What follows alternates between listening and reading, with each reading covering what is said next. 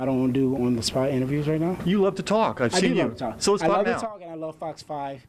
How you guys doing? One of the most vocal leaders of an Atlanta group protesting police brutality has himself been arrested multiple times for, of all things, impersonating a police officer.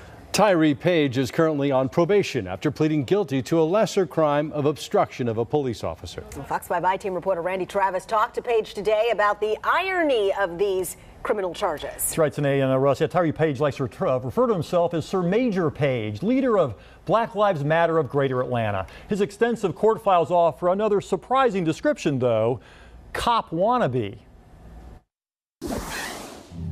No justice! No peace! In the days following the often chaotic marches through Atlanta protesting fatal police shootings, Tyree Page became one of the faces of the movement. He was part of the group that met with Atlanta Mayor Kasim Reed to demand changes in police training and tactics. Page even spoke at a joint news conference. We stand on the shoulders of those who have paved the way for us to be able to protest in the streets and to be able to have our voices heard. What the mayor's office says it did not know at the time is this police protester had already been arrested multiple times for impersonating a police officer. Just want to know a little bit more about these criminal charges that you've had against you for impersonating a police officer. How can you justify that when you've been protesting against police brutality? Absolutely. So I have a PR director. You can reach out to her. I'm talking to you right now. Come on. I don't want to do on-the-spot interviews right now. You love to talk. I've seen you. Love to talk. So it's I love now. to talk and I love Fox 5. How you guys doing? I do Fox 5. I like you guys. Right now is not appropriate time. Let's talk right now about these criminal charges. I'm not talking. You've been charged multiple times with impersonating a police officer. How can you justify that?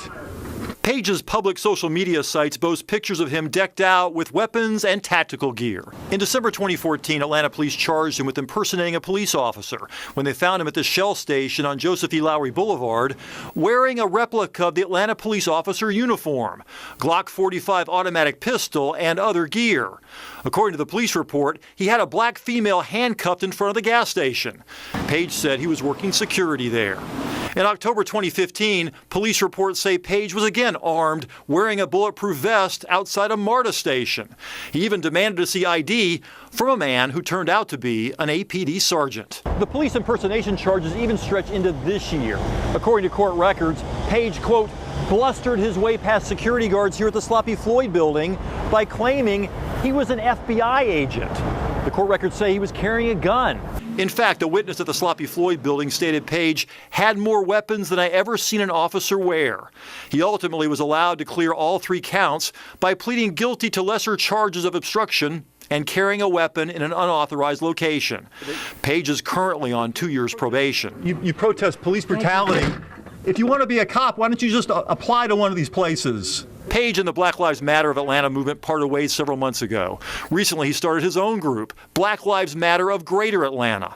Tiffany Roberts is legal advisor to the first group. She says they had no idea Page had been arrested so many times on police impersonation charges. I would say it's peculiar at the very least, and some aspects of it are alarming, as considering being able to get firearms past security checkpoints and so forth. Are you glad he's not part of your group anymore?